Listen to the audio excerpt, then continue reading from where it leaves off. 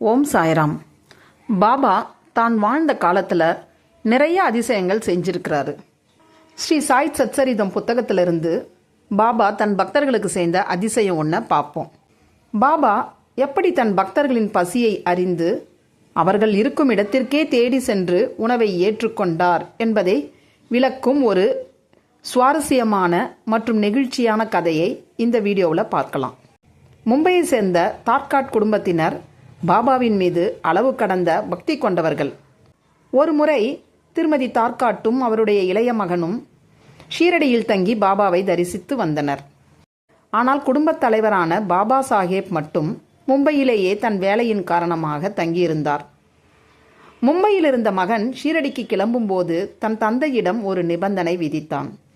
அப்பா, நான் வீட்டில் இருக்கும்போது தினமும் மதியம் பாபாவின் படத்திற்கு நெய்வேத்தியம் படைத்த பிறகே நாம் சாப்பிடுவோம். நான் இல்லாத போதும் நீங்கள் இதை தவறாமல் செய்ய வேண்டும். பாபாவிற்கு உணவு படைக்காமல் நீங்கள் சாப்பிடக்கூடாது. தந்தையும் அதற்கு சம்மதித்தார். சில நாட்கள் தந்தை அதை தவறாமல் செய்து வந்தார்.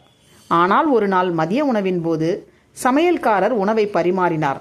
தந்தையும் பசியால் பாபாவின் படத்திற்கு நெய்வேத்தியம் வைக்க மறந்து உணவை சாப்பிடத் தொடங்கிவிட்டார். திடீரென அவருக்கு தான் செய்த தவறு நினைவுக்கு வந்தது. உடனே கையை அலம்பிவிட்டு பாபாவின் படத்தின் முன்னால் நின்று அழுது மன்னிப்பு கேட்டார். பாபா, என் கவனக்குறைவால் இன்று உங்களுக்கு உணவு படைக்க மறந்துவிட்டேன். என்னை மன்னித்து விடுங்கள் என்று மனமுருகி வேண்டினார். இந்த தகவல் ஷீரடியில் இருக்கும் தன் மனைவிற்கோ மகனுக்கோ தெரிய வாய்ப்பே இல்லை.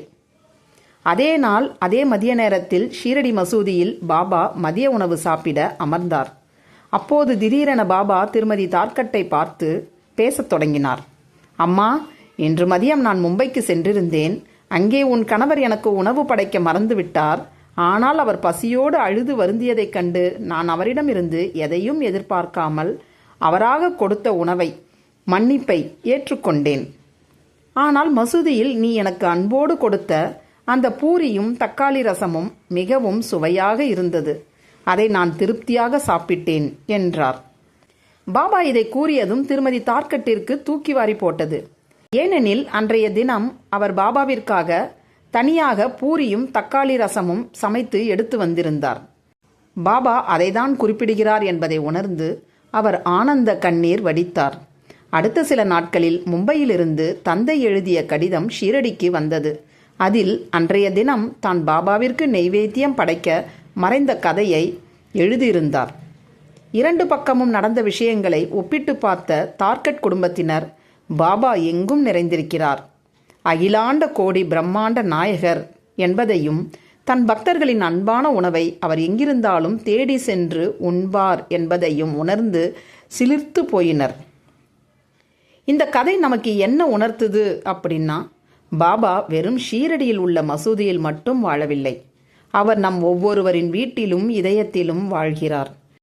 நாம் உண்மையான அன்போடு எதை கொடுத்தாலும் அதை அவர் இருக்கும் இடத்திலிருந்தே ஏற்றுக்கொள்வார். ஸ்ரீ சாயியை பணிக. அனைவருக்கும் சாந்தி நிலவட்டும். ஜெய் சாய்ராம். இந்த வீடியோ பிடிச்சிருந்தா லைக் பண்ணுங்க, ஷேர் பண்ணுங்க, சப்ஸ்கிரைப் பண்ணுங்க. தேங்க்யூ.